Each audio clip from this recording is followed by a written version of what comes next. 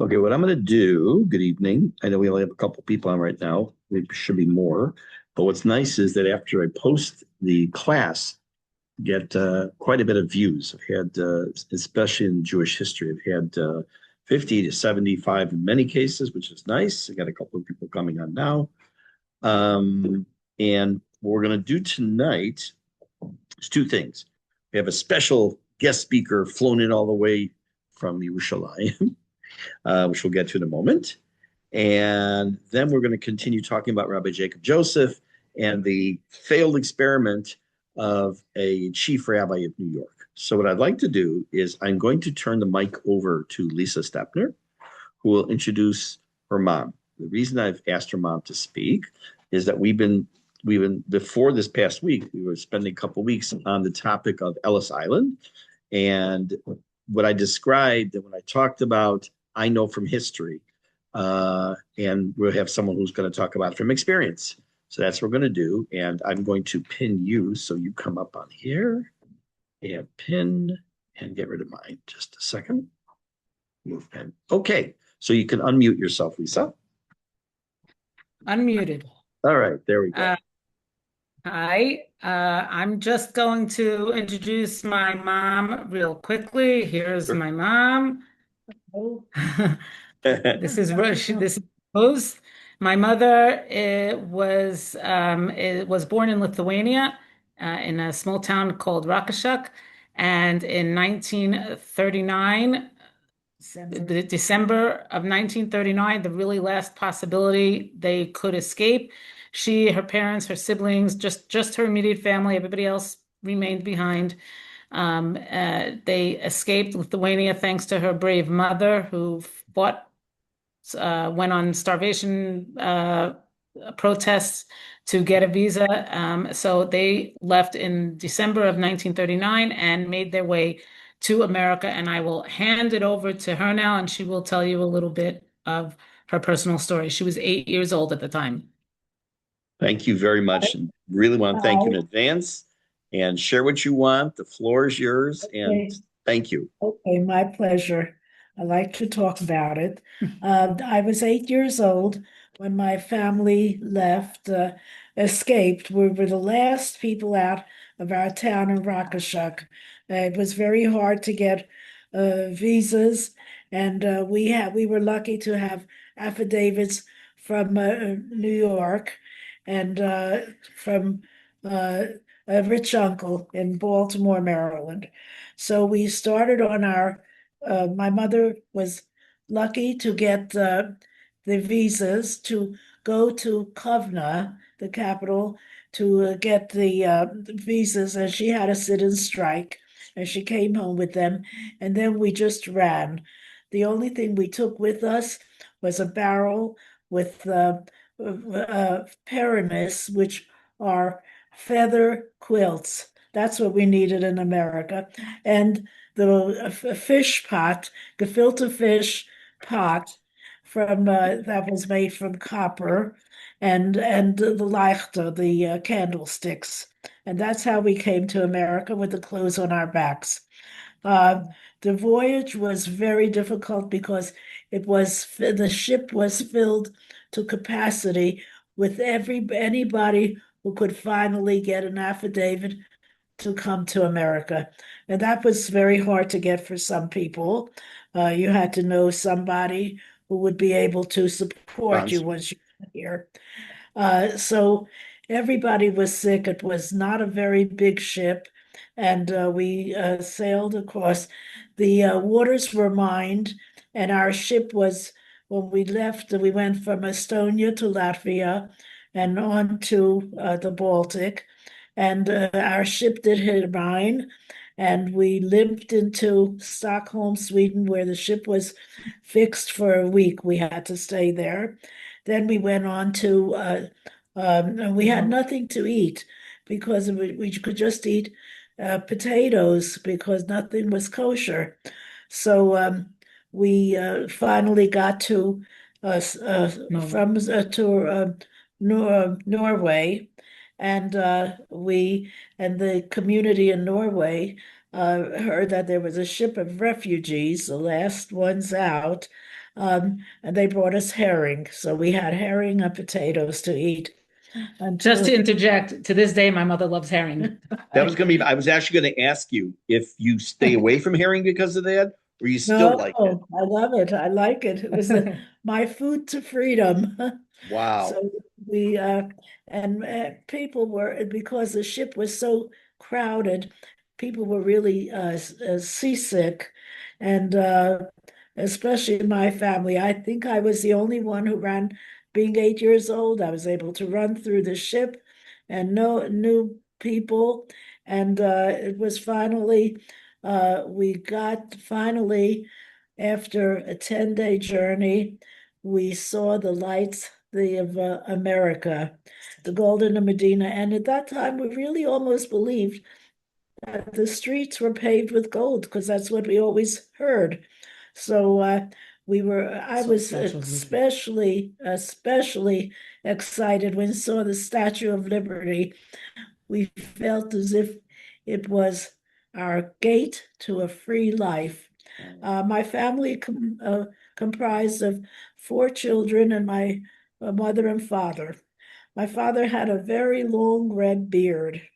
And, when you came to America, not many people had such a beard, which was the day after we arrived. His sisters took him to a barber, and for the rest of his life, he never let anybody touch his beard because he had a short beard, which he was unhappy about.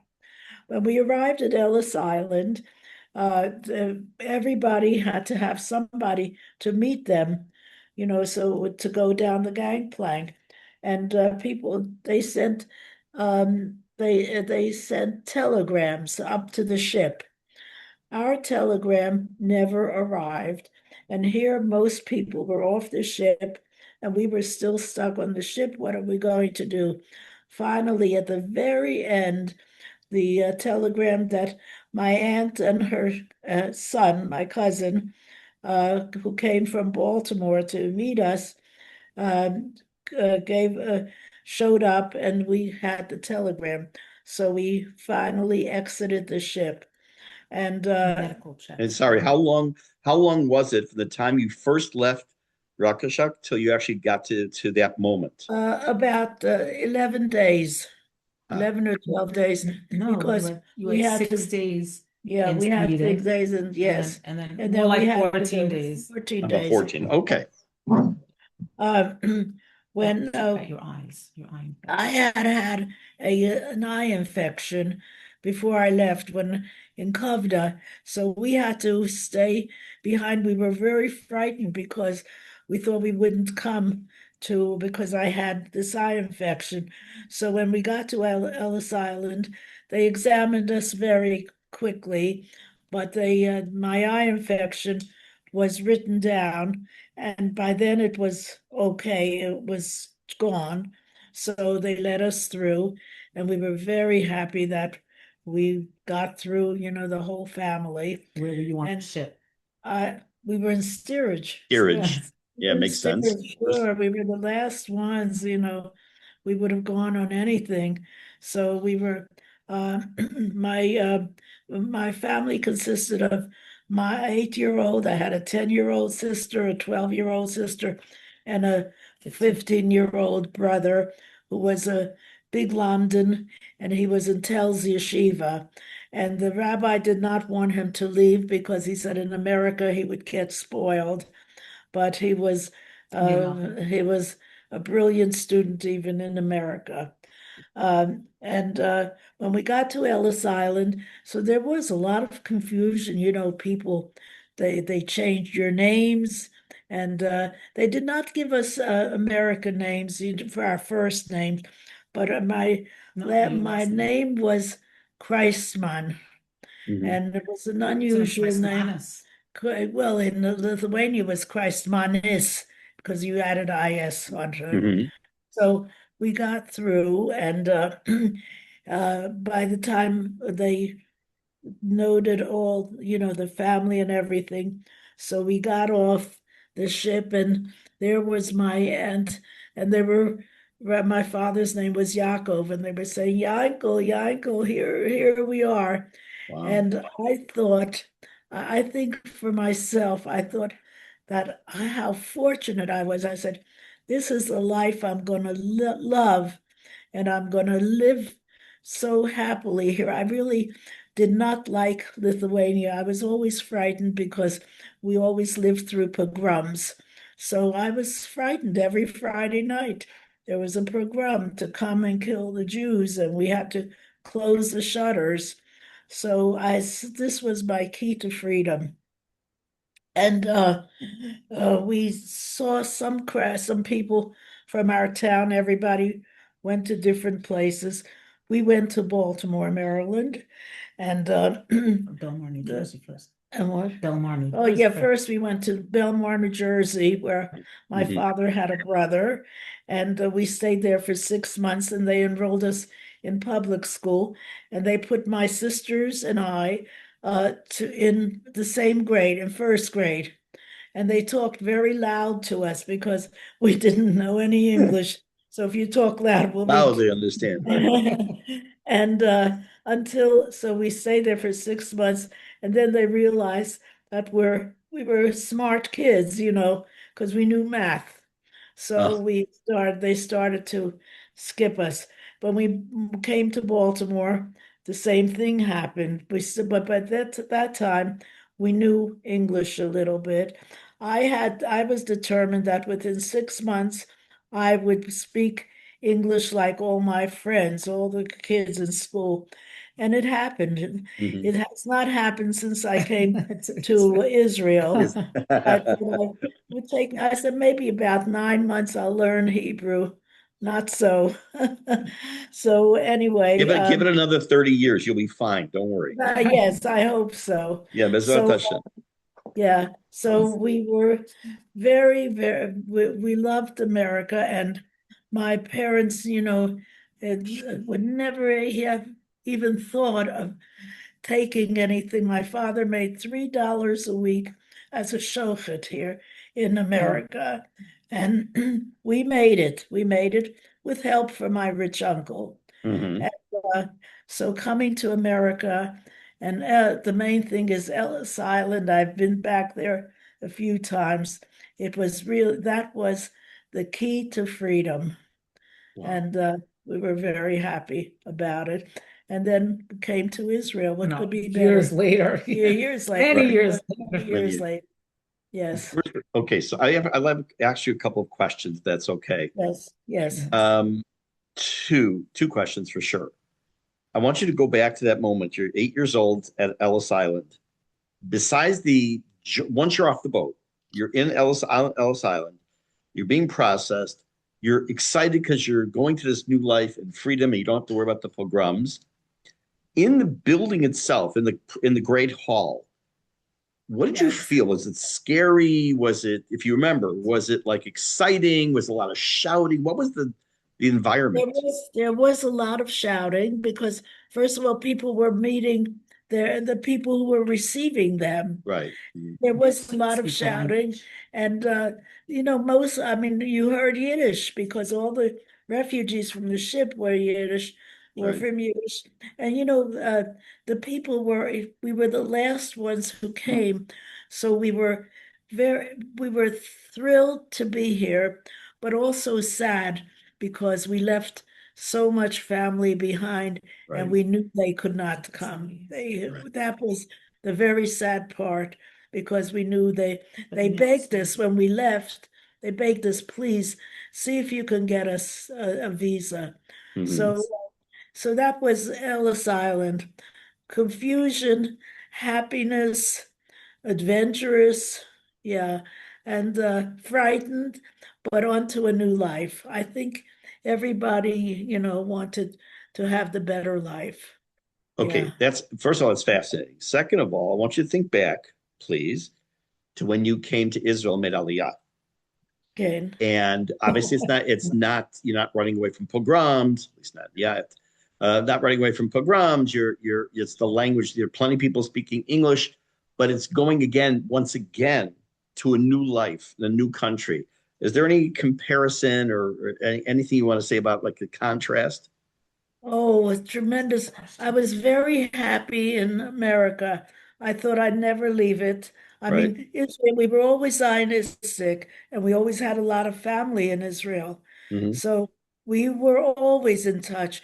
We were also in touch with relatives in Russia whom you couldn't write letters, there they were how they wanted to come, but we Right. couldn't do that. But have So come to anyway, so we it was a very adventurous. I think I think my parents may have been a little more frightened, but happy to I was asking come. you how you felt when you came here. Is there a And when I comparison? came Is here, there a comparison between the two? yes, I came here. I decided to come very quickly, Hmm. and because of Lisa, we came and I sat. I remember, and I joined. I stayed with Lisa for a few weeks, and then I came where I live. And I said, "Well, I'm here. I'm very happy. I'm going to make it happy." I came in the first week. I said, "Oh, schlecht. No, I'll never. How am I going to deal with my Ivrit was not very good. Uh-huh. So how am I going to deal with it? But I remember, and I said, I'm going to make it. It's good. It's my new home. And right now, when I see everything we've gone through in the past 6 years almost that I'm here, Right. I am Yeah. so happy that this is my last stop. Baruch Hashem. Baruch And Hashem. yes, For many years I in good hope health. I Many hope so. years. And I love every day of it. And Beautiful. I'm a very much of a people watcher, and I see the strength, the resilience that people have here. Right. And it's a comparison between different countries, between Lithuania, Europe, Sure. and between America and between here. Right. So the end of my life, I'm very happy that I'm here. Baruch Hashem. And tell you that we are very Yeah. fortunate that you're here, not Oh, just I for your am. family, but for everybody. The more Jews that Right. are here, the Yes. better. Baruch Uh, Hashem. yeah. And thank you very much. This was Thank you. fascinating. Really appreciate it. I'm going to Thank turn my camera off for 1 minute. I have to move over to a different spot to plug in. I didn't realize my battery's about to die. Okay. So It's hang on nice one knowing second. you. And thank you so much. And I'll be My right pleasure. with you. One Okay. second. Turning the Bye. video off for 1 minute. Okay.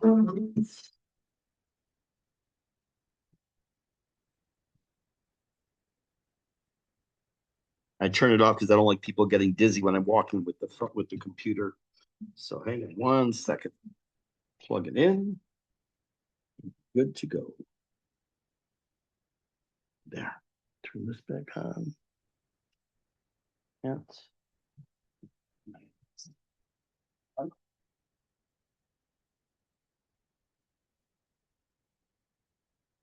Almost.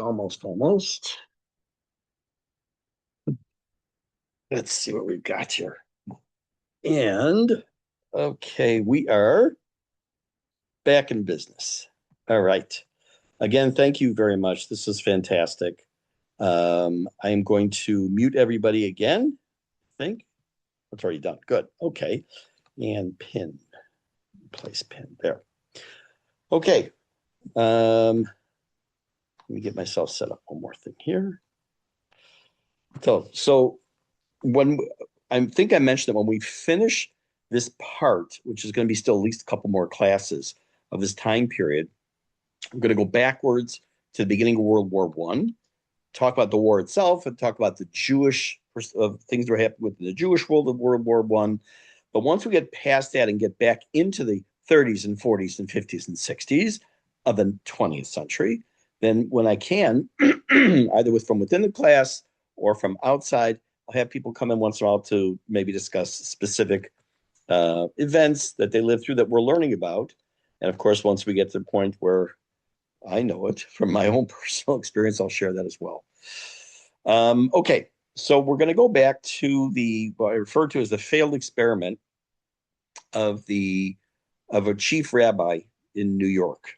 And just to kind of remind everybody where we're talking about a time where the Jews, again, they've come from Ellis Island, they come from other countries. There's been all kinds of problems and basically they're starting with the late 1880s There's mass immigration of Eastern European Jews flooding New York City and specifically flooding the Lower East Side. And the population was growing very rapidly, but religious life was pretty chaotic. And again, I talked a little bit about it last time. There were multiple problems that were happening. There was, again, just a reminder, there was no central rabbinic authority. It was complete corruption and disorder when it came to the shechita world, this kosher slaughter. Various rabbis were competing with each other for their own personal certification on foods, and the institutionally was weak as far as yeshivot and shuls and various things. There were already various organizations that were, various chesed organizations and people and burial societies and all. That's the foundation of every religious neighborhood or city. But it also, there were other Orthodox congregations, let's say, were being formed. There's Association of American Orthodox Hebrew Congregations. There's Beis Medrash Hagadol, and they had a goal, and the goal was to try these organizations wanted to have a replicate something they had in the shtetl. As we know that in the shtetl, that and even after the 1700s and the early 1800s, there was the shul, the community rav. He was the rebbe, the rav. He was the jack of all trades, or a Yaakov of all trades, I guess. And they felt that they wanted to have a single chief rabbi who would theoretically unify the Orthodox community and also regulate kashrus. I would say, just as an aside, as a personal comment, as I was involved in kashrus for many years. My father, Ellis, was the administrator of the Chicago Rabbinical Council. I was the president of the organization for 3 years of a 2-year stint, Mevin Yavin. And so I know a little bit about the background in kashrus. And I can tell you that in Israel, it's much more complicated, there are many more problems that come up, and less organized in certain respects than in Chutz La'aretz. Unfortunately, more politics comes into play. I'm not casting aspersions on any institution, any people, any rabbis, just tachlis. It's a very big difference. But where did they get this idea? Besides the shtetl, there was also a model in Europe. Europe already had communal rabbis where they'd be the rabbi of the city. So they wanted to try to replicate that in America. And because it was going to be modeled after the European kahila or community, they thought they could just kind of transplant it to America. Now, as we all know, who live here in Israel, one of the things that I was told before we made Aliyah, and I try to tell people, and I talk, thank God, to lots of people over the years who want to make Aliyah, one thing you cannot come to Israel to expect is to make Israel your version of America. It doesn't work. It's a different. We're all Jew, not all, but majority of Jews. We have a similar language, we have a similar background in cultural and history, but it's still a different country. It's not the United States. It's not South America. It's not Canada. It's not it's its own country. So where the national volume is set on loud, and the tarbut, or the culture, is different. So they thought that and the mistake was just at the very beginning was this model of the European rabbi or the shtetl rabbi who then they could do that kind of idea in America. Already was going to be starting off with at least one strike against them.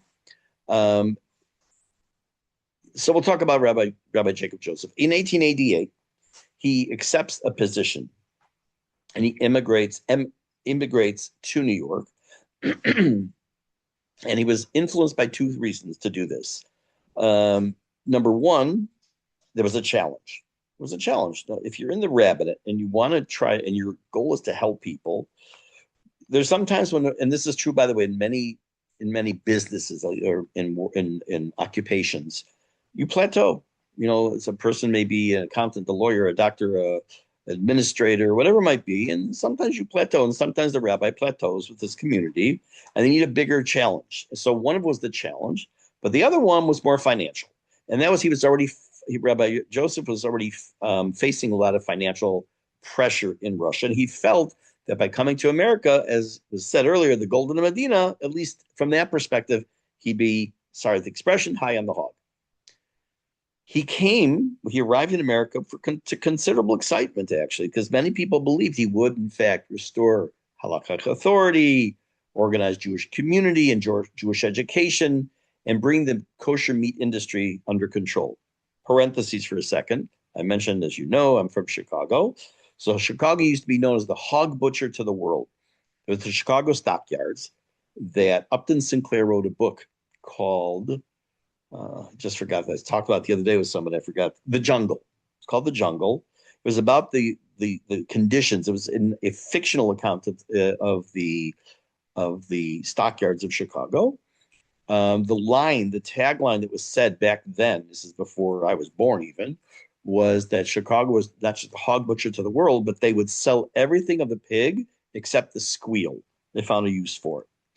So, but again, when you're talking about a business, obviously not a kosher business, there are all kinds of opinions and differences of opinions when you are having a massive business of slaughter. Take that, transfer that idea to the Jewish community, where there's not just slaughter of animals, but it also has to follow halacha, it also has to follow certain rules and regulations of sale, and the rules and regulations of the United States early on. This is yet to be regulated as properly as it will be later. The problem, so that's what they were hoping they would be able to rectify. The problem was that the environment that Rabbi Joseph was coming to was very different. I can even say radically different than in Europe. From the very beginning, he already faced a society or a group of people that they were so different from Europe and Russia, because in America, there was this concept of economic individualism, which we call capitalism. There's the instability of the immigrants. They did not think about the first, I don't know, for some of you, if it's a year or maybe it's 10 years, but not feeling yet comfortable as not feeling like an immigrant. Some people who were here for 30 years, they still feel like they're an Oleh Hadash, which is fine. And that's there's no right or wrong. I should just hope everyone should feel like an Oleh Hadash if that's how they're going to feel for 50 to 75 years minimum once they've come here in their 40s, at least, if not more. Thousands of newly arrived Jews. It wasn't, again, this is the beginning of this whole massive immigration to New York and to the United States in general. They're struggling just to survive economically, and they come with a suspicion. What's the suspicion? They're suspicious of centralized authority, especially one that might have resembled a European model, because they knew, and their memory was that it had failed them in some cases. Probably the main area of work to be done for this new chief rabbi, and probably the biggest downfall, was the world of kashrut, and specifically the world of the slaughterhouses. Reforming the kosher meat industry. There's a lot of turf war, talking today, turf wars, distrust, different opinions as to what makes a person an okay shochet. I actually learned, not just halachot, I learned how to shecht. Never finished the education, but I did quite a bit. I found it fascinating. There are organizations who give a hashgacha to a slaughterhouse. I'm talking about today, slaughterhouse, that they believe that unless the wife of the shochet covers her hair and has her skirts and dresses down to her ankles, he's the apostle. He cannot be a shochet. There are others less strict. There, again, I'm not here to say who's right and who's wrong. I'm just telling you a weather report. So, kal v'chomer, how much more so, if you want to know the Latin, it's a fortiori, that you go back in the late 1800s, early 1900s in the United States, this idea of reforming the kosher meat industry was almost an insurmountable task, because the slaughterhouses were chaotic.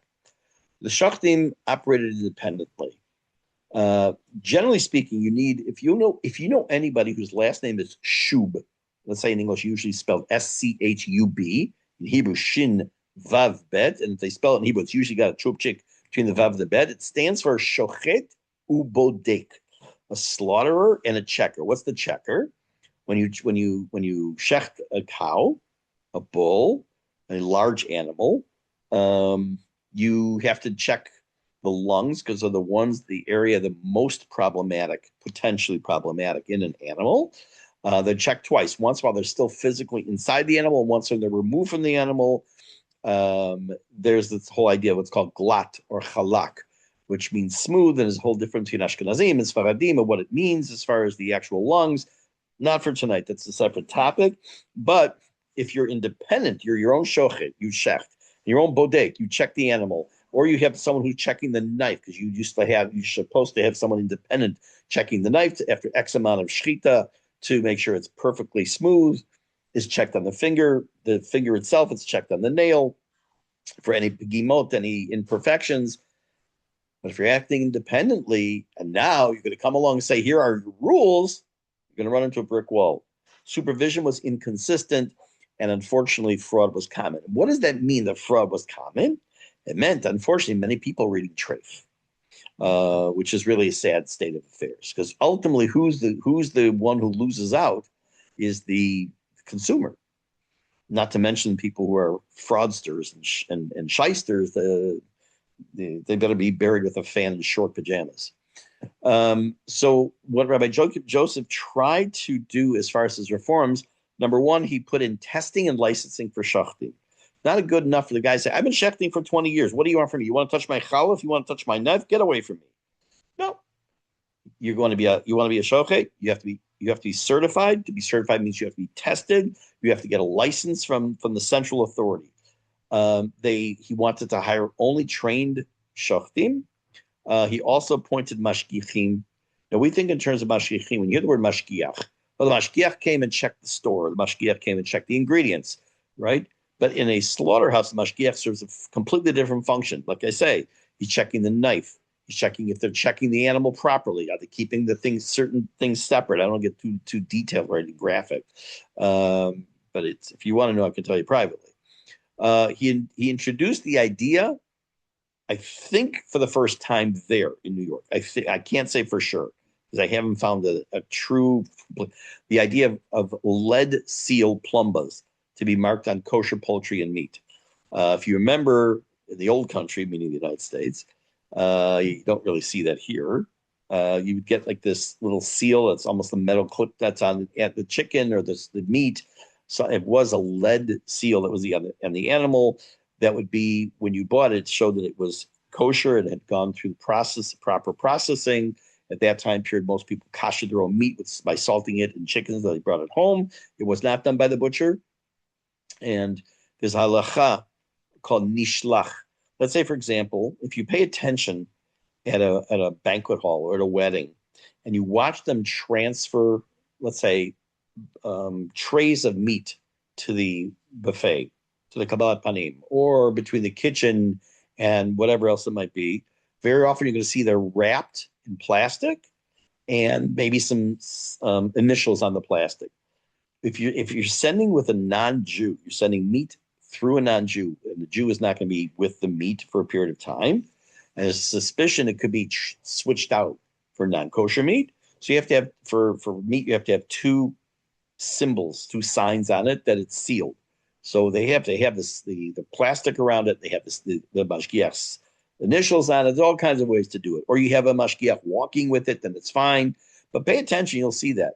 Or again, we're talking now the late 1800s, where what they did was this idea of putting a certain physical symbol onto the meat and poultry to know that it was kosher slaughtered. He introduced. Again, was there something like that before? I'm sure, but I can't tell you for sure. But the purpose of all this, the checking the shachtim and the certification and the plumbas and all these, was for one main goal, and that was to guarantee reliable kashrut. They needed something. In order to do all that, you need something that they didn't have in the streets of the United States. They needed money. They needed funding. So what happened? And this is where the beginning of the downfall happens. For the consumer, the idea was great. For the rank and file workers, it wasn't so great. And this is also way before there's concepts of unionizations and labor laws. Don't think in your 21st century mind at this point. Where does the problem come up? You have to fund it. Okay, let's talk modern terms for a second. when I turned 67, Baruch Hashem, I was able to get my Rav Kav Zahav. It's on my Move It that I travel for free in the country, anywhere I want, any public transportation, 67 and above. It's free. Well, how is it free? Someone's got to pay for it. So the prices went up for the people under 67. So they're paying for my rides and your rides that are over 67. There's a kosher meat. There's going to be this whole new education, new processing, new systems, new shachtim, new bodkim, new mashgichim, all this got to come from somewhere. So they introduced this, Jacob Joseph introduced a concept of a kosher meat tax. He proposed it. Be a small fee to be added to the cost of the chicken, of the meat, that essentially became a communal kashrut tax. The response, as you might guess, was explosive from multiple areas. The butchers and the shachtim, they were very upset. First of all, they were upset because they were very much against oversight. Why? Because what do you don't trust me? I've been doing this for my father was a shaykhid, my great-great-grandfather was a shaykhid, and his great-great-grandfather was a shaykhid. Of course, you have to trust me. And what happens is if they lose their independence, they also lose their profit. Now, when you're going to talk about losing some of their profit, and now you're going to eat into it even more by having some of the money coming in, being a tax that has to get sent to the community to pay for these, that's the butchers and the shachtim. The consumers themselves, they were already poor. They're already scraping together. They can't find 2 pennies to scrape together. Used to be nickels, inflation, but then it was probably pennies. And 2 pennies to scrape together. And now you're adding a cost on to that, even more so. Now, lest you think that the idea of just a few pennies makes a difference. And nowadays, we're not like that. I talked to somebody, I won't say where, whether the States or here, recently. And he was talking about he's out of a job. And in order to go to a job interview he has to travel by train, and it's going to cost him, what was it, 70 shekel or dollars, whatever it was. And he says, I don't even have that to pay. So he says, I even weigh when I go into the store, should I get that extra loaf of bread or not? It's not a person who is, 22 years old, talking to someone in their 50s, such a nebuch, and there are unfortunately plenty of people that $70 or shekel or that extra loaf of bread is going to make a difference in their pocket. I was able to thank God to help them out with that. But in any case, you're talking to consumers, right? Go back to the 1800s, it's an extra penny and a half, whatever. Now I'm just making up a number. I have no idea what it was. They objected to the cost. And you had competing rabbis, which is something you see here in Israel. You ever notice you'd pick up something that has 700 hechshers on it? Has the badatz this? By the way, badatz doesn't mean anything. All it means is beit din tzedek. And if you put a little picture of grapes and grape leaves, all of a sudden it becomes more kosher. But they have certain badatzim are definitely more reliable than others, and sometimes their higher standards truly are higher standards. What that means is not for tonight, but just understand there are different standards within the kosher world. So the competing rabbis were against this tax, because they issued their own certificates and they felt threatened. It was the turf war. By the way, going back for a second, why is it there's sometimes, and I mean literally 7 hechshers on a product? Because, again, I'm making up names right now. I don't mean, again, casting aspersions on it. The Ger Hasidim won't eat from the Babich. The Babich won't eat from this one. And the Datilumi will stay away from if it has a Satmar Shrit on it, or just a hechsher on it. Turf wars, politics comes into play, unfortunately, sometimes. There were also anti-religious activists.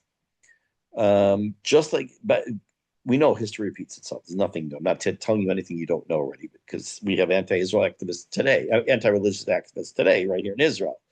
The secular Yiddish papers attacked the very idea of a centralized religious authority. They referred to the tax that was trying to be imposed as a korabka, was a hated Russian imperial tax on Jewish slaughter. And it stirred all kinds of emotional opposition by the immigrants who understood exactly what that word meant. I heard a wonderful idea once. Someone said, whenever there's new technology, it's defined by the old technology. For example, cars are first invented. How do you determine the power of a car? Horsepower. It has 25 horsepower, 100 horsepower. How is it when instead of candles they went to the incandescent light, right? How is that measured? Foot candles. How a foot candle meant the amount of light that is projected by a candle 1 foot away. So if you have, I'm making up a number, of course, 20-foot candle light, incandescent light is weaker than a 100-foot candle light. So you use the old. So, but why? I'll still say something like, okay, I'm going to tape this class. I'm not taping anything. It's all digital. It's all on my computer. It's all in the cloud, whatever that even means anymore. But why? Because we have a comfort level. We know what that means. So if you have a person who the cars are first coming out and say, well, it's a 10 horsepower car, they understand their brain that what they're going to drive have the power of 10 horses on their carriage. So when they labeled it a korabka, which was the Russian imperial tax on Jewish slaughter, already the newspaper are doing that in order to get this visceral response from the consumer. Once that narrative took hold, the korabka especially, Jacob Joseph's authority began to collapse. From a sociological perspective, it also revealed a even deeper controversy that was coming out, deeper culture clash.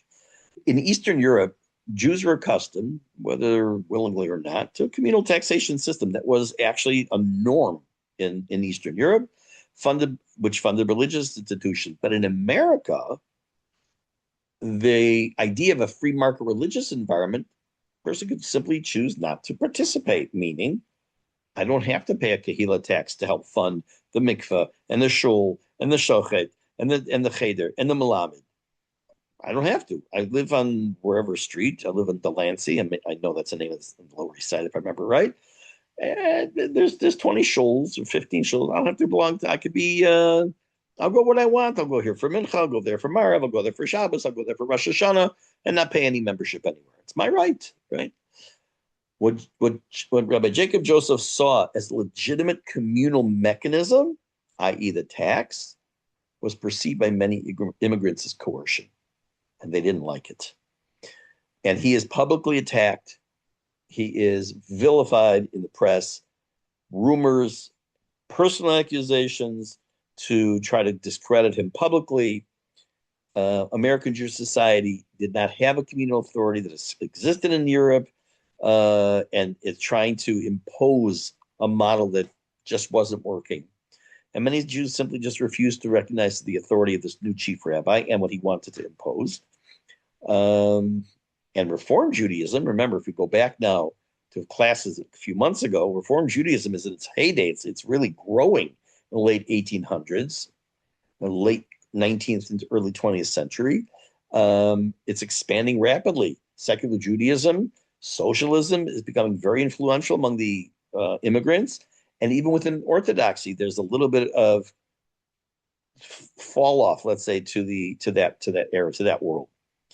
Eventually, there's a financial collapse of the chief rabbinate. The butchers themselves, for a period of time, paid the salary of Rabbi Jacob Joseph, but it sparked accusations that he might certify meat only to make the money on it, not actually for the real reasons. By mid-1890s, the entire project comes to a screeching halt as a failure. And that was the last time in the United States it was actually would be titled a chief rabbi of a major city in the United States. Are there some cities that have a single rabbi, smaller cities? Of course. But it's not the same kind of setup as we're talking about now. So here's the deal. In theory, this is our last class until after Shavuot, because in theory next week I'm heading out. Just a second. 1 second, we stop this.